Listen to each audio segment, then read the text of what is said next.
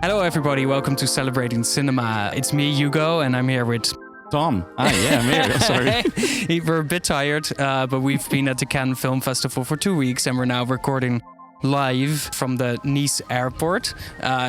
We're in a swanky, not really swanky wine bar. Well, we got ourselves some rosé. Some rosé. We tried to extend the Côte d'Azur vibes. We do our best, to extend the festival experience. Yeah, so this is 2022. COVID seems to be over. Cannes is fully happening again. Ooh, there you go. We're really here. Airplanes are being announced. And Tom, it was your first year going to the festival. What was the experience for you? It's been very interesting to finally be here and see films and also meet a lot of people who have classics we can get and see how that goes. But also just taking in the entire experience of being in Cannes. That's what I really found out. You told me about it and my programmer friends told me about it. But it's very different when you're really there. It feels like a Florida beach town taken over by a film festival. And it doesn't lose that sort of strange, almost La Grande Bellezza vibe that constantly runs through that town. Yeah, where everything is beautiful and awful at the same time. Yeah, exactly. It's so heightened. But at the same time, there are many sort of film industry nerds running through it to see the new Dardenne movie, right? Yeah. And that's a very interesting experience. But I must say that I was here for the entire 2 weeks. Now I'm ready to go home.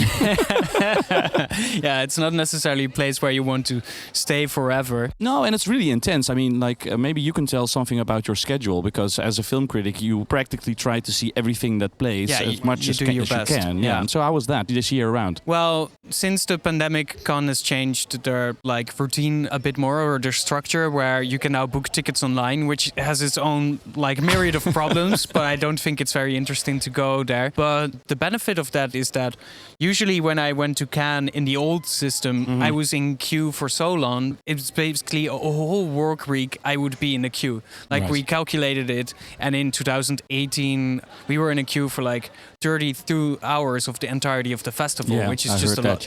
So this year, you get some more leeway. You go into the film much easier. So that gives me a bit more time to also either rest or write, because normally I would wake up every day at 6 a.m. to write, because during the day there would be no time for it. Right. And in the evening I would be too tired as well, and I wouldn't be focused anymore because you're watching 4 or 5 films a day. Well, now at the beginning of the festival I was in a pretty good groove, and I could see 5, sometimes even 6 films a day. And at the end of the festival, as it often happens, you kind of run out of steam and you need to pace yourself. So I saw 2 or 3 films a day, which is still okay, I would say. Sometimes I would like to see more. But ultimately I've seen 35 films, did 10 or 12 interviews with directors, which is also frankly quite insane.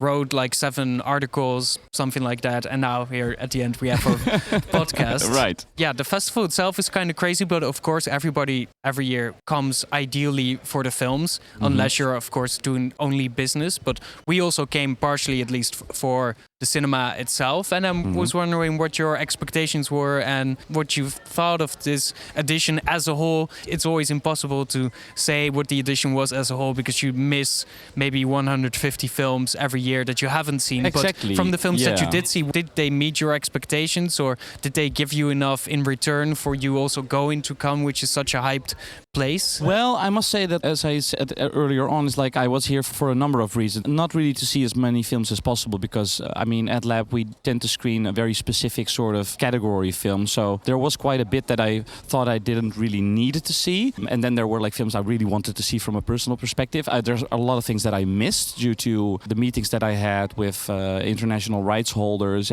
But we might get into that sort of chain reaction of me constantly going from cocktail party to meet people and talk with them, and garnering a lot of knowledge and nice context for the future for our cinema. But that did mean I, for instance, missed the Park Chan-wook, and I missed the Robin Ostlund film, which I really wanted to see. From the movies that I actually did see, let's go into that. What were the films that we really liked? I really enjoyed an Australian thriller called The Stranger. Yeah, that one was fantastic. Which was fantastic, about the kidnapping of a child. It's more or less a whodunit, something that felt like a great season of True Detective crossed with Denis Villeneuve's Prisoners, but then it's a movie. It's like I was watching and I was like, I'm so happy that this is now a film again instead of like a 6 seasons, Exactly. Yeah. endless Netflix series. But they're rare like that. Also, in the context of Cannes, where genre films are still often a bit more like ignored, you of course have Park Chan-wook, who's like one of the masters of the kind of like detective thriller genre, revenge kind of thrillers. But these kind of films that are like really raw, quite grim, they don't go to Cannes that often. For instance, in Venice is much more America-friendly with films often, so you would see those kind of films maybe a bit more. But it was for me also very surprising to see it here, and it was literally like the film that stayed with me the longest, at least in my body, after seeing it, because it's just so tense and so dark and so bleak. Yeah. And the people in it, they are like, frankly, quite terrifying all the way through. So that made a huge impression on me as well. I'm very happy that you also advised me to go there, because it was not necessarily on my radar. Because in Cannes, you also are kind of maybe expected to see the more like serious, grounded, realistic things, even though this was absolutely very realistically done, but just like very heightened tension all across. That was a fantastic film, absolutely. And would it be your favorite of the festival? As I said, I missed a couple of things that probably would have potentially been my favorite. But the things that you missed, that you just mentioned, the Park Chan-wook and stuff, I didn't like them very much. I know. But we have differing opinions. So I was even amazed that we really agreed upon The Stranger. I must say, like, for instance, we went to the Mia and Hansel Leuven film that we watched together, which I enjoyed far more than I would have expected it. So, and I really liked the Kelly Reichardt film Showing Up, which I also didn't really expect, which, in my opinion, differed greatly from all my programmer friends who also saw it. And didn't like it? No, they thought it was either boring or they thought it was a comedy, but it wasn't really comical. I had no idea that it could even be perceived as a comedy. I thought it was just like this sort of almost Ghost World-like film. It was very straight about, drama. so it's about Michelle Williams plays an artist in a sort of school commune. Yeah, it's like a local scene in Portland, I think, exactly, Oregon. It's a very Portland film. Yeah, she makes like ceramic statues of women in various poses and colors. And you see all these other people making stuff with different like fabrics and materials. You know, people are weaving things, people are like creating these installations and stuff. It's like the Pretentious Bunch everybody probably knows. Everybody knows the art school kids. But now they're adult as well, or supposedly. Yeah. It's a scene that when the movie started, I thought, oh, I'm going to hate these people. I'm going to find these people so annoying. And then for some reason, the movie just really grows on you, and it has this very languid pace where you take the tension from The Stranger, you take that onto the street with you when you go to Out of the Palais. Yeah. I took the sort of languid tempo of that movie back to me on the street. Yeah. So it's a rather cute film, actually, partly, of course, due to the fact that her cat fights with a pigeon, tries to sort of get rid of the pigeon, and then her neighbor / landlord / also biggest competitor in the local art scene, who is a bit more successful than our protagonist, finds the pigeon and wants to, you know, save it. So of course she's also the better person who wants to save the poor animal. So it's like and she becomes jealous and actually wants then to take care of the pigeon again. And it's very much about this protagonist's frustrations, and also I guess about this kind of like inferiority that you perceive of yourself compared to others, even though she is, like in the film, also quite a fantastic artist. And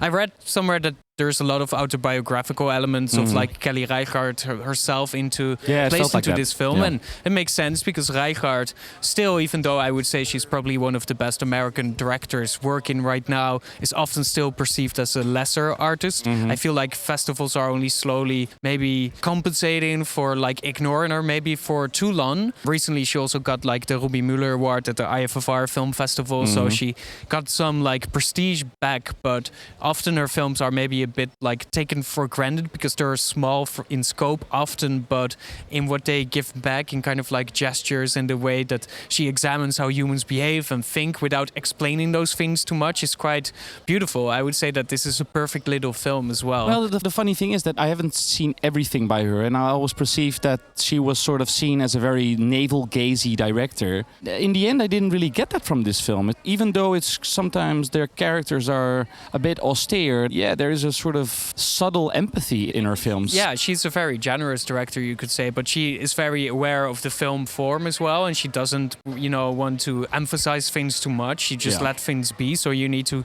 read that out of it.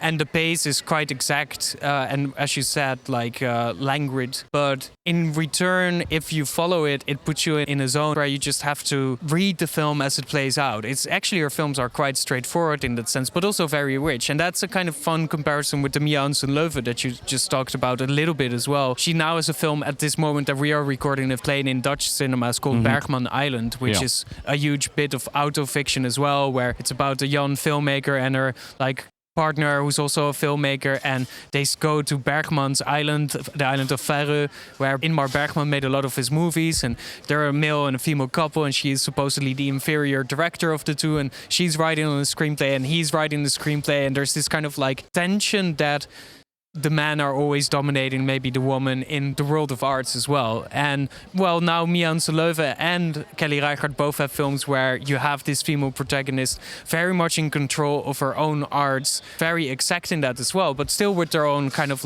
problems and insecurities that they face in that thing, without making it too explicit what those really are. It's just mostly small grievances and annoyances that are part of daily life that you see expressed in the Reichardt film. The Mia Hansen-Löwe called Un beau matin, a fine morning, is also again quite personal. It's about a young woman in Paris, and her father gets the Benson's disease, or he already has that, but his symptoms are becoming more severe, and it's kind of a form of dementia. Yeah, a form of dementia, Alzheimer. but also it has a lot of cognitive influence. So he can see with his eyes still, but he doesn't register what he's seeing. So he's becoming much more dependent of other people to tell him who's in the room, what's happening, what they are doing, where they are going, etc. What I really liked about the film is that it reminded me a lot of Jacques Rivette in this kind of sense that it's young, French people going through the town, being through Paris, being very French about it as well.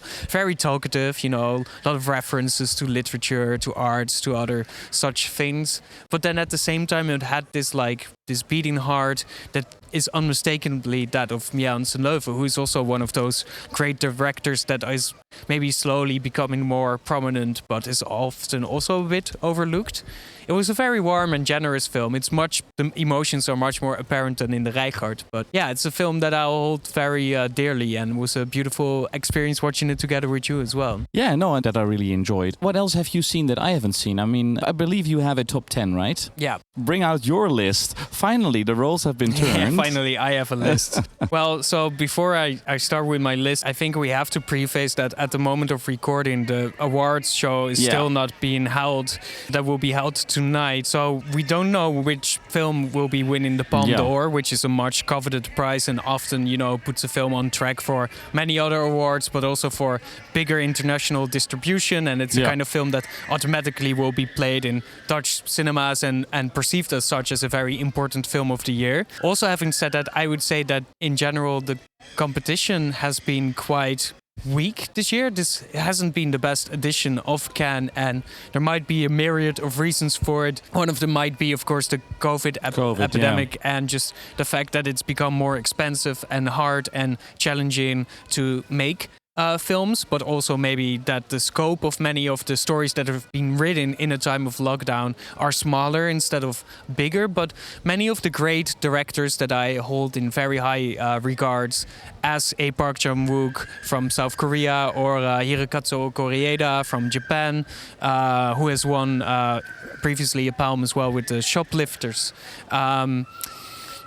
Many of those directors for me kind of underperformed and gave me some of their most disappointing films they have made so far, which still doesn't mean that these are bad films. Like Decision to Leave, the Park Chan-wook, there's some fantastic ideas in the film, especially on the visual level, but as a whole the film doesn't seem to be playing in the same register as An Old Boy or Handmaiden or any of his other fantastic films. Same with Koreeda, he's one of the most consistent directors who makes 4 or 5 star movies every time. Right. And this is more for me, a broker, which he recorded in South Korea. It's more like a 3-star movie for me. It's kind of like a disappointment. Together with the main actor from Parasite, because he really wanted to work with him, right? Yeah, exactly. So it's a Korean film instead of usually a Japanese output. And I think he does the Korean side quite well, but he makes the film a bit like he draws out the story too much and makes it too messy and stuffy and complicated, whereas the simplicity is usually where he excels in. So the heart of the film is kind of obscured and clouded by all of these other elements.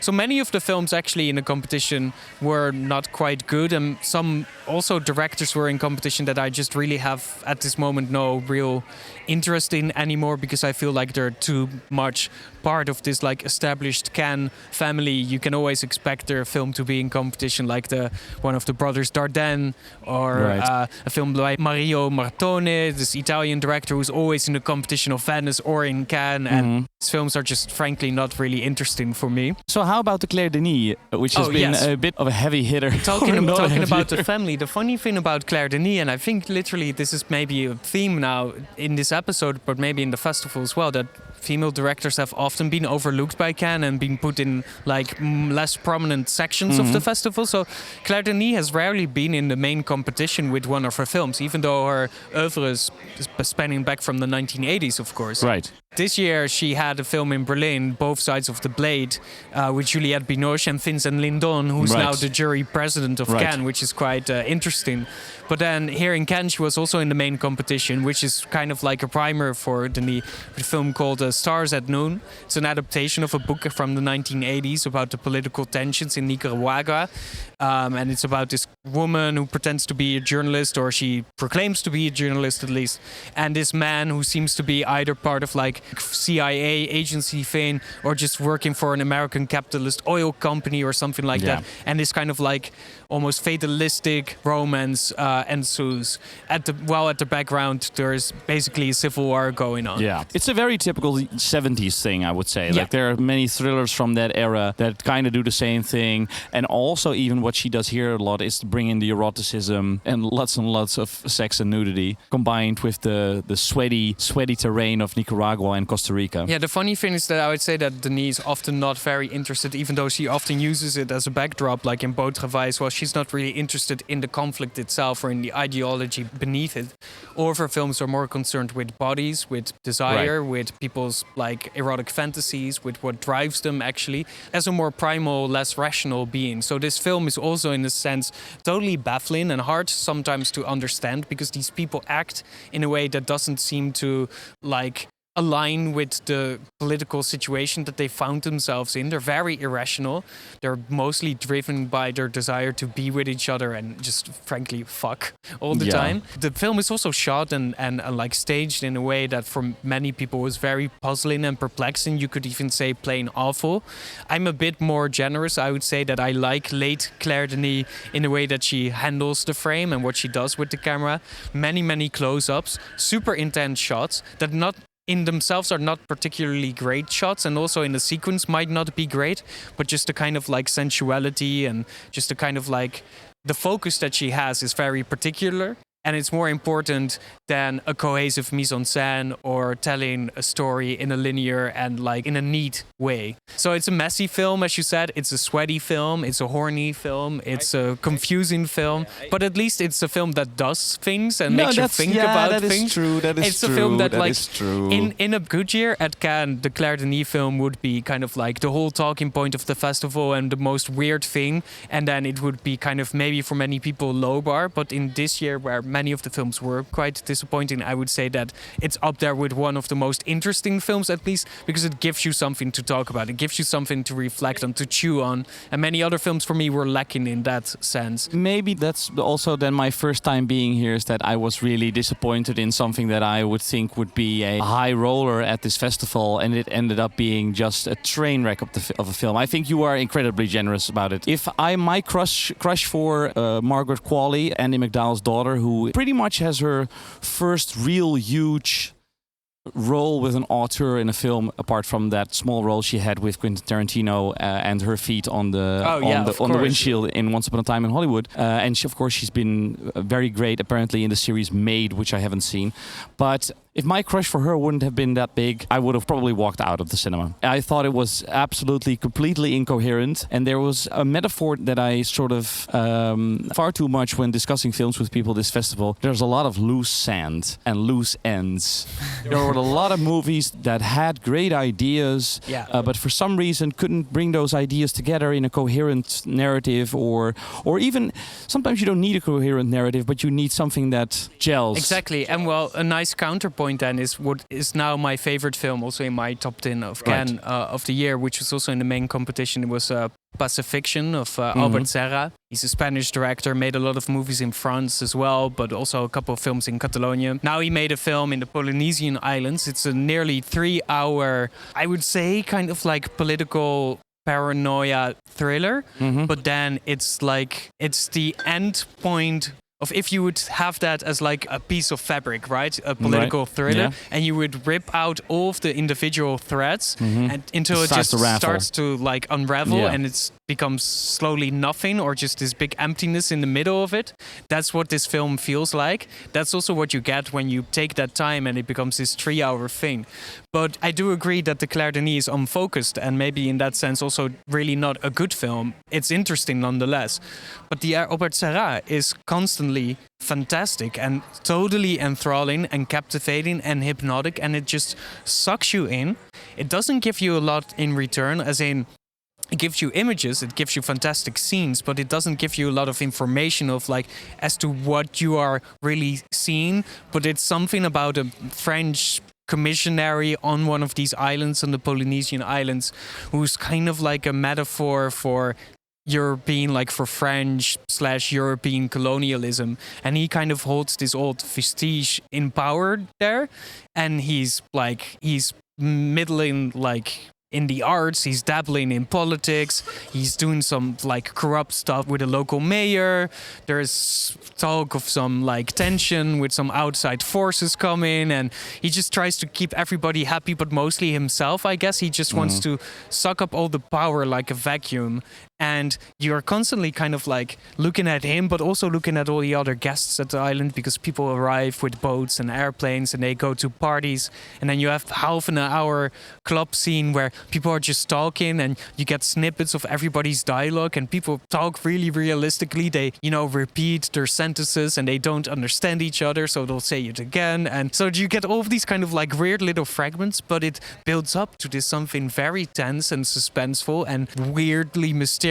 You would sometimes have those scenes in David Lynch films where it's suddenly night and there's just one character, maybe on like a ranch or a parking lot, or just this kind of like weird liminal space where you're not sure why they are there or what's happening, and somebody comes and they talk and you don't understand the dialogue, but you feel it. There's something underneath it. That's kind of like the entirety of the film, which is absolutely brilliant. So you don't have to give all the info. You don't have to have perfectly rounded out story that is like linear and cohesive and brings you from A to Z. You can also give you fragments or impressions of a story, and then if the style is interesting enough and the point underneath it is exciting enough, you can bring that home over the entirety of 3 hours. Of course. So that was like for me a huge feat of filmmaking, and also one of the few examples here in Cannes where I could see that the film form was also required to make this work. Whereas many of the other films you could say this could have been an article, could have been a documentary, this could have been a book. Cinema pour le cinéma, like to put it in that French way, was hard to come across, I would say, this year. So yeah, the Albert Serra definitely did that for me. Well, kind of like a no-brainer for me, because that's my whole thing, is that I really love the Sergei Lozhenitsyn documentary, but I think we could talk about it sometime else. I think we could even maybe invite him once to be on the podcast. Two films that might be very interesting to discuss, because we also talked about the Cronenberg quite long in our previous episode, or in our kind of like aligning episode. But there's two films that I really still, I think, want to mention. One is called A.O. by Jerzy Skolimowski, the Donkey Movie. I mean, we once had an episode about Robert Bresson, and we mostly talked about, I think... Au hasard Balthazar. Exactly. Which is a fantastic film with the donkey as a protagonist. And now, in 2022, we have another film with the donkey as a protagonist by this very interesting Polish director who's already quite old. I think he's in his 80s, and he's been part of like the Polish art cinemas of the 1960s already. So he's been going at it for quite a long time. Quite established inside Poland, not very much recognized anymore outside of it. Very strange film that plays a bit with the OSR Balthazar film, but also wants to position it in a more moral landscape, I would say, where it's really a bit more about animal consciousness rather than about the way that humans project things on animals. So it's more like intrinsically from the perspective of a donkey that escapes from a circus, and then it's a road movie of a donkey. It's kind of like Babe, a pig escaped, but then he's not talking and he's just only perceiving things and reacting and then walking and fleeing and, EOing, just like, it's like him just constantly reacting to things in his environment, which could be people, it could be other animals, it could be like the weather, it could be landscapes and stuff.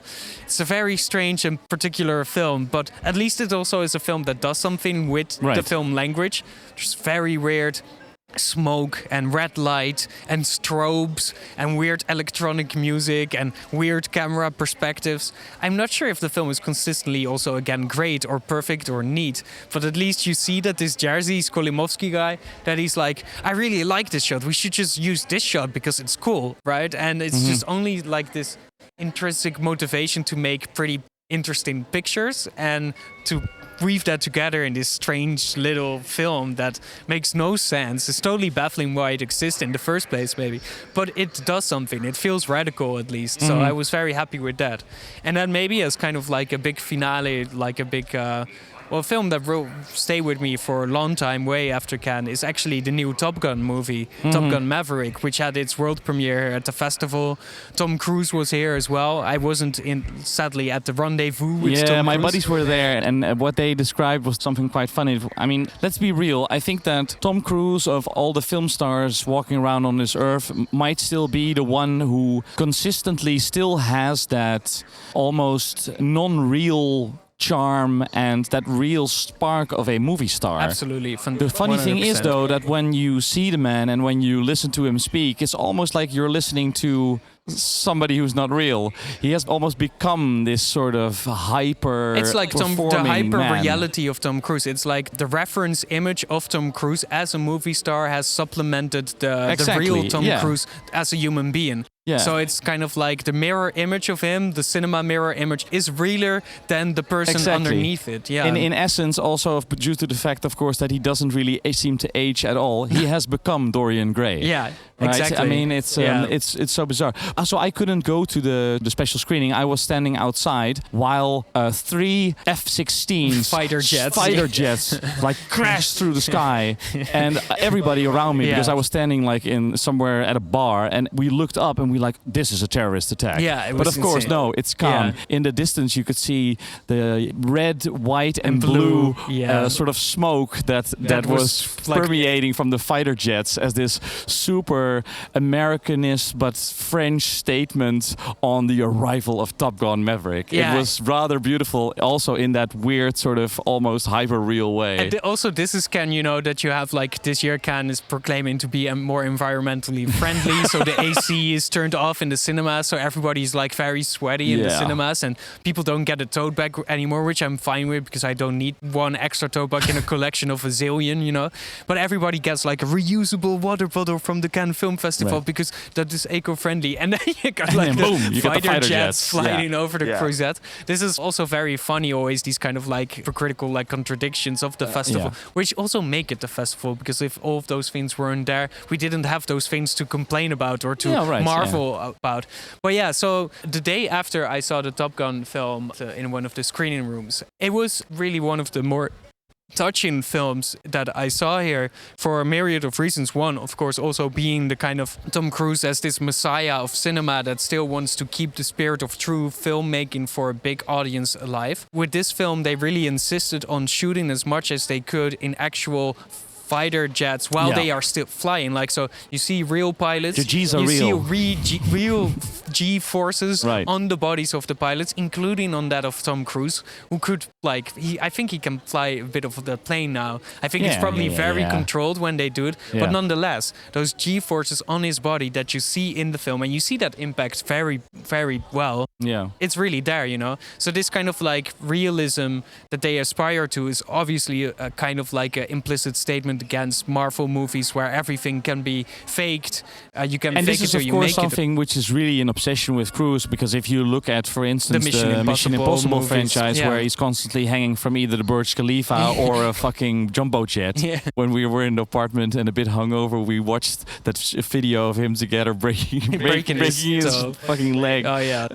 The man really goes for it, and I think that it needs to be that sort of obsession with doing it live, to quote that terrible Fox News anchor. It's really to be applauded, because it does bring that sort of visceral blend of cinema back to the screens for those kind of movies. And then what the film also, I think, does very well, because it works in the same like register as these kind of like legacy sequels, where you take a beloved like pop culture product and you kind of reinvent it for the modern times.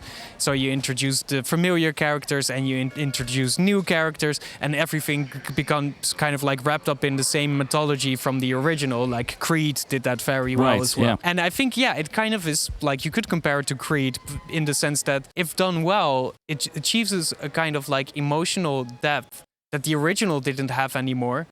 Because that one is just too unassuming of itself. It just exists in a vacuum. But now it doesn't anymore. There's like decades have passed. Yeah. So Tom Cruise in the film also has to wrestle with the fact that he is not relevant in this day and age anymore. So it becomes kind of a meta film about the image of Tom Cruise, and he has to show that he can still teach stuff to a new generation of like Top Gun fighter pilots. Yeah, he has to accept that he needs to pass the gauntlet, right? Exactly. So that's kind of like the passing of the baton kind of thing is in there. So that is already very touching and just done so perfectly well. There's a scene with Val Kilmer, and there was recently also a fantastic documentary on Val Kilmer, in which you also learn a bit more about his sickness. He has cancer, so he has difficulties with speaking as well at this moment. But Val Kilmer's character, Iceman, is in the movie, and he's like, Iceman is now this big general at like the Top Gun Academy or something like that, blah, blah, blah, you know, all these hierarchical stuff. But then Tom Cruise goes to visit him quite late in the film, at this point where like they have to go on a very dangerous mission with all of these people that are still not prepared for it, and Tom Cruise now needs some guidance. And then Val Kilmer is behind his computer in his office, and instead of like having a dialogue, he's typing on the computer. He's like writing like the things that he wants to say to Tom Cruise, and he's kind of like this sage wisdom, like just like, you know, almost kind of like may the force be with you, but it's like when you know you are ready. This is kind of like nomenclature. But at the end, then he also speaks for a little while, and you just kind of see that they did it with so much respect and with so much dedication and with so much love and admiration that often blockbusters now are very cynical and just only feel like a cash grab. So when there's just like almost a sliver of like real emotion in it, you really have to covet it, because that's literally what film is made of, I would say, more than all the pretty images. And then the final thing that I thought was really good about the film is that when the original Top Gun by Tony Scott, who also gets a love and dedication at the end, by the way, when the original Top Gun was made, it was peak Cold War, you know, era. So it was very easy to imagine what the enemy in the film looked like, what they were. They were, of course, like Soviet jet pilots. Yeah. And now, of course, also the American imperial project has crumbled, or at least has seen a lot of resistance from within and from without. Their prestige as a world power is waning. Dwindling.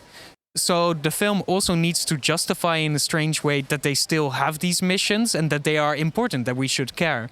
So most of the film doesn't take place on enemy territory or like with any like real targets or real fights, but all take place in this virtual environment where they mapped out the dangerous mission. They need to bomb some like nuclear power plant facility somewhere in. Many people speculate that it is kind of like a mirror image maybe of Iran or whatever, but they never really disclose any of that stuff. But they have to bomb something very important. So what they do is the trajectory of how they have to fly to reach this very hard to reach and very dangerous like spot. They map it in the computer of the jets, so they're only like the real tension comes from flying the simulation rather than actually doing the fighting itself.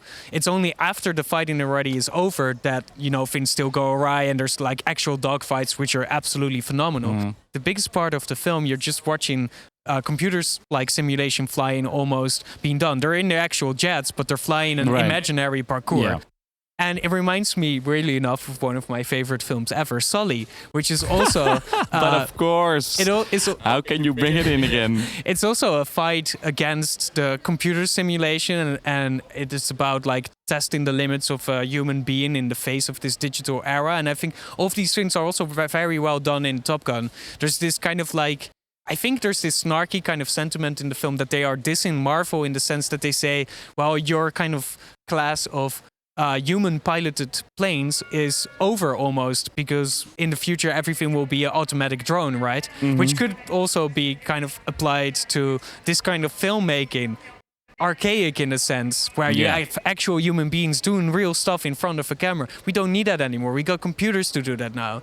So the film is resisting a lot of things and interrogating a lot of things, while also, you know, pleasing a gazillion people all across the earth.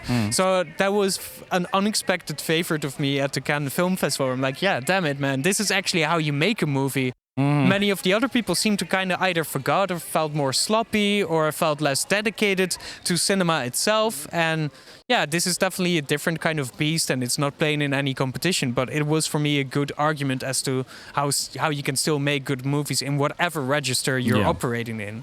Yeah. Like as a conclusion maybe to this, to the movie bit, was that for you, it was a bit disappointing year then. What do you think will win the Palme d'Or? Yeah, well, that's always a tricky one because it's a lot of speculation. And tonight we will know. Many people are now speculating that the second feature of this Belgian director, Lucas Dont, that his film Close will win. You don't seem to agree with that, right? I'm not that much of a fan of that film. Also not that much a fan of his debut film called Girl, which played in the Un Certain Regard, which is kind of like the lesser of the two official competitions in Cannes. And now with the Sophomore feature, he's in the main competition. This is a huge accomplishment and I applaud him for that. But I feel like he is working in the same register, which is a young person is hiding things from that are part of their own identity from the rest of the world. They're hiding a secret or this kind of thing deep inside them that they have to wrestle with. So basically, if you just study that closely, tension will come because it's a young person. They're not like, you know, they have all of these feelings, all of these hormones and emotions pent up and they need to get a release somehow, somewhere. Yeah. So the whole film is kind of like wrestling with that. Like, how can we show how frustrated he is with himself and how can we find the right scenes to let that be exposed, to let him also lose the facade maybe for a moment so it still becomes mysterious. It's incredibly well acted, it's nicely shot, but it seems too slight for me and also too like schematic in a sense. I think the film is very conveniently written for the director so he can like almost kind of like squeeze out the pathos as if it's like soaked up with a sponge. I feel like many of the more extreme emotional beats that are in the film are not deserved, come close to a form of melodrama that feels insincere for me. I love melodramas when they are small, when they are honest, maybe in a sense, when they are sentimental in the true sense of the word. And this for me feels too sensationalist almost to be a good melodrama. So I'm not on board with the film, and I would be frankly disappointed if it wins because it would be an extra argument to make that this was not a good year. Right. You want to have an important film to win. Last year, Titan by Julia Ducournau won the Golden Palm, and there's also things you could say. But that was a rather shocking win, I thought, right? Totally. I was happy with it. In that sense, I was happy with it as well. There are things that you could say against the film as well, and I think that the film, I really liked it when I saw it in Cannes last year, but it didn't really age very well for me. But I respect the win. I think it's deserved in the sense that... I still think that her first feature is better than I agree. I totally agree. And that's always the thing. But, you know, often like with the Oscars as well, you know, people get a prize, a belated prize for a thing that they should have, 3 films prior, they should have won it, you know? That nicely ties into the person that I hope will not win the Palme d'Or. That is Cronenberg. And we will talk about that on another episode because we actually had a very interesting conversation about that already. Yeah, very in-depth. But for me, that would constitute understood the whole, we as the French cinema lovers are obsessed with auteurs, as the Academy did with like Scent of a Woman. Let's give him prize for a lesser movie, right? Yeah, exactly. Yeah, Al Pacino deserved it for many films. Let's give it to one of his like lamest ones. Yeah, exactly. Hoo-ha. Yeah, woo-ha.